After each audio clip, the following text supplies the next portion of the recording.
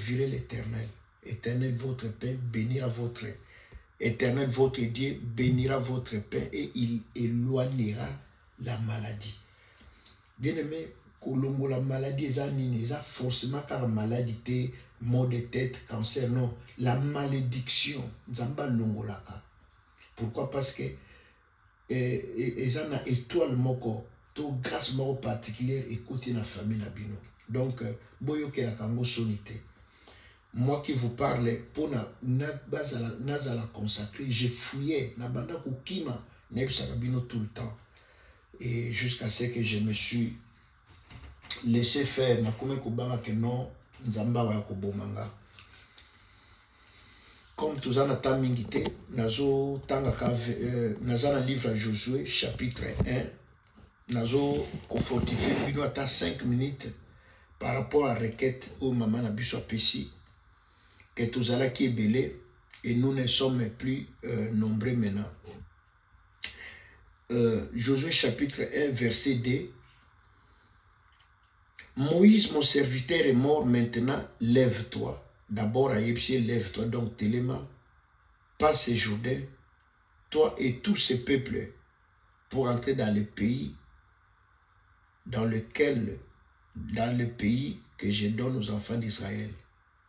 Tout lieu où foulera tes plantes de votre pied, je vous les donne comme je l'ai dit à Moïse. Vous aurez pour territoire depuis ainsi de suite. Mais à Kominaseng Alobi, nul ne tiendra devant toi tant que tu vivras. Je serai avec toi comme j'étais avec Moïse. Nassis Alobi, fortifie-toi et prends courage, car c'est toi qui mettras ces peuples en possession du pays que j'ai juré à leur père de leur donner. À répéter dans cette fortifie-toi et aie un bon courage. Bien aimé, qu'est-ce que je vais vous dire ce matin? Omoni Batebele, Tobandime Bele, comme je l'ai dit hier soir dans le message que Nalobela qui est sur l'hôtel, et ce n'est pas Koganga Nabiso, ce n'est pas Nzambe travaille dans le principe. Dieu est derrière le principe. Ce n'est pas que Nasala 40 ans na kundima, Nasali 25 ans non. Oko salaga jour moko, mais ceux qui ont agir fidèlement, au sali le lenge longobani bien aimé, et au Jules Pamboli, malgré que Batumso ba sali 27 ans, 30 ans, 32 ans la présence en Nzambe, mais yo mutoyi lelo, ou tellement appliqué le principe biblique, le principe en Nzambe a visité yo.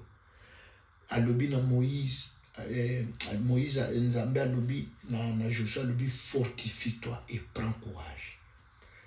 Bien aimé, et comme bato bazalaka muta sambeli mais comme une période ou bien la saison ou bien l'année où Nzambe ko visiter, bien aimé, les diables, première des choses, et là que l'embisa bato bien longo la kabato na présence Nzambe bien na mangomba, les diables viennent à Longolio à déplacer yo. To bengango esprit à déplacement.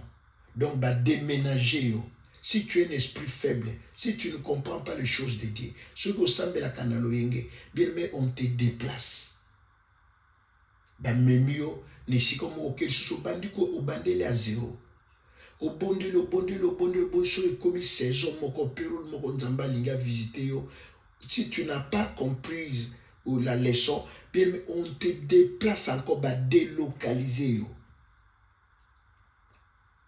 Hier, je vous ai dit quoi? Moi, j'ai fait 22 ans dans la même église, dans le même pasteur. Est-ce que tout était bon? Est-ce que tout était parfait? Non. Moi, dans Nzambe, Moutou Nzambe, se déplace à Pamba Pambate, à Longwaka Pamba Pambate. Il faut avoir la conviction. Alors, Ezana Batou, ce qui a yé, Nzamba Lobi, ba penser na bino Batou, Eza Yanga Nzambete.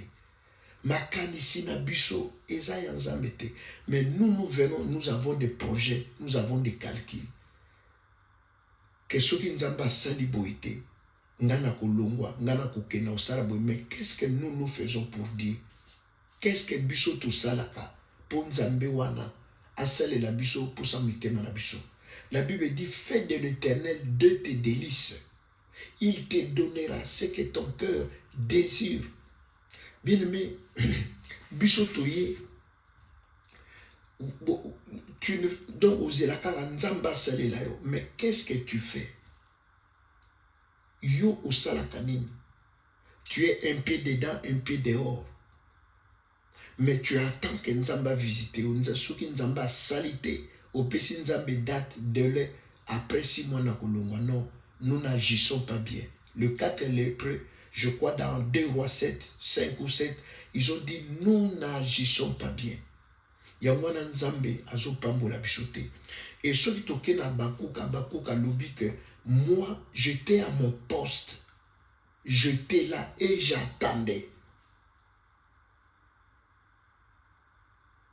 Alobi na démissionné, na déserté, na sali école bouchonnaire, lelo nazali lobi ozo talela o baloba na lingala bakino baloba ozo kengi dila. Eko leka ndenge nini eko salema non. Abakuka lobi j'étais là na pasi na bisengo. Yangwana Nzamba zolo wana musali ne alobi fortifie-toi. Fortifie-toi. Fortifie-toi. Bien-aimé, tu y a un abibousso Nzambe te comme toujours ça la commerce. Ah, ceux qui 6 mois, 3 mois na monité, les gens changent. Bien, je connais quelqu'un de Moutumoko est bien à l'ingake mingi. Mais Moutouana a Longwaka na Belgique a kendo sambela l'église moko boy. Pourquoi? Parce que kuna miracle salemaka. Mais nga na ebi identité donc na ebi état spirituel, état d'âme ya pasteur wana. Amuta soloka. Mais si est-ce qu'on benga moto ebi si bongo elobamaka bongo te. Eza net na détruire réputation moto wana. Bien aimé, les gens vont là où il y a du spectacle. Ce n'est pas mauvais. Mais spectacle, on est au Salema. Est-ce que Bonzambe Zanakati? Ou bien c'est un vendeur de rêves? Les gens paniquent. Parce que ma pécho prophétie ningisio, oui, est-ce que Koko Kisama? Voilà pourquoi on a fortifié.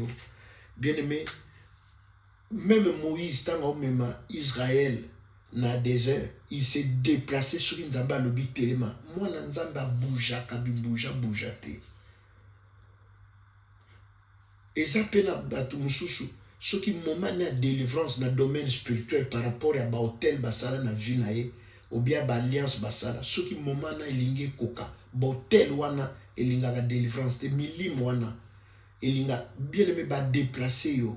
Bakoko tchomuli mwakanda pasteur akolo beloko moko boy ou bien sœur moko l'église ou bien yo na matoi na yo et sonner mabe. Pourquoi? Parce que on veut te déplacer, on veut te délocaliser.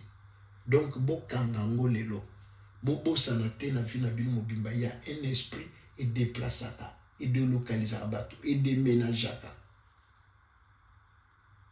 Si Dieu permet, pourquoi je vais parler sur ça? Il y a un esprit qui délocalise. Donc tu recommences à zéro. Je l'ai dit l'autre fois que c'est comme si vous avez un bicha, vous avez un fil d'attente. Vous avez une mutuelle, vous avez une banque, vous avez un jeton, vous avez un molongo. Vous avez un numéro 3. Mais le diable vient à longo liyo. Motomususa ya joué sikanayo, à pambolami, à bali, à kangwami, à juvi. Mais après il tire na sango ah bisonde to banda kana papa Serge bisonde naza très reconnaissant na bandeko nyoso bo banda na nga pe bandeko surtout bolingaki bosalaki na tango mobule bimaki na église boye. Je suis très reconnaissant avec vous et envers vous, mais je ne vais pas ezana bandeko na kati église bandeko mi balé na yebisa bango na lobi est-ce que bomona place église yo bandate les na lobi avant bolongwa na église oyo avant bokende bosolola nanga bolongwa bongo te na yebisa bango na lingala 2 fois. Mais bien mais bandeko na bakuta na basanga na babima na église bakenda.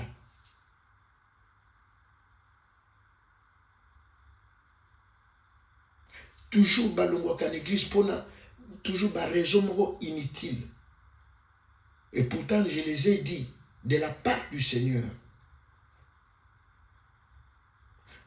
Bien-aimé, boyebi que grâce mosusu yaka biso batu na nzambe ta mosusu oza na ligne ya bapaster te ya baprofete me ngai na kokotisa yo na grâce wana. Hier je vous ai parlé na Genèse 49 Jacob abengi bana na ye a maudire bango. Ruben après a sauté à juste Simeon na Lévi a maudire bango. Mais qui a enlevé la malédiction? C'est Moïse, le serviteur de l'Éternel. Avec Olobanine que Ruben vive, pourquoi il a constaté la pauvreté. Mais Lévi, malgré la malédiction de son père, Moïse a enlevé la malédiction. Il y a un moment où les Lévites ne sont pas sacrificateurs, ils ont héritage ensemble. Et pourtant, leur père leur avait maudit. Motolanzamba na capacité à kokochon héritage, à kokochon na grâce, na saison. Mais zala wana fixe le kola bakouk zela tourne koya. Fortifie-toi et prends courage. Kolanda mouvement te kolanda loyenge te. Les gens qui se déplacent au pasteur moka bimi boy bakela na presi moi kaka bangwana ba début. Une fois to nazo soki sawa to sali suivi ya bandeko moko na ndako. To kombo mobile na vandi. Alobi pasteur ba mamo yo ba tambusi nga église nini yo na Bruxelles nga na kete. Ya mwana lobi mbalo na boy ko ya ce n'est pas que boza mabe non na ba vanda nano 6 mois soki ba donc condition après 6 mois sini na mama bokilo na ye po ba lui change kaka o bostra ba keboy kizamina ya ki balandi miezi ye bakei mobali wana lobi te na lembi mbalo soki ba vandi kaka 6 mois ngana koya me ba koye pe ovanda 6 mois te. Vous voyez, c'est ce que nous donc vieux kozala bongo te, ne faites pas ça. Bien mais nzamba ko pambola yo. Nzamba ko pambola yo. Je veille, je prie, je prends mon temps. Je ne vous dis pas. Na benga kate sert tel papa boye non et au comme propagande bible biso zo psala na gauche droite et batte pour les futa na ngeko uta na nzambe. Restez là, soyez là. Bien mais na ligne batu belé ba moni loboko na nzambe batu belé ba zo misala batu belé ba zo kaka parce que l'homme noir aza ingrat ngana motifale na pambo manazala bien batu belé mais ceux qui nzamba visiter il y a ceux qui fuient nzamba visiter azoka soni a témoigner. Moi je ne réclame rien. Na pambola bilo na tongo nzamba lola na pamboli libota na yo na pamboli journée na bango ba activité ba kozwa mituka biloko esali na maboko ya bato. Papa épargné pe éloigné kufa. Papa ko permettre tes plans diaboliques sataniques et s'accomplir l'icône bango. N'oublie pas qu'à la croix tu as donné ta vie, tu as versé ton sang pour te bango babik. Qui m'a donné à la partage na bango. Peli pamboli no ilanda bango na kombo na isunde to bondeli. Amen. Amen. Que Dieu vous bénisse. Bonne journée.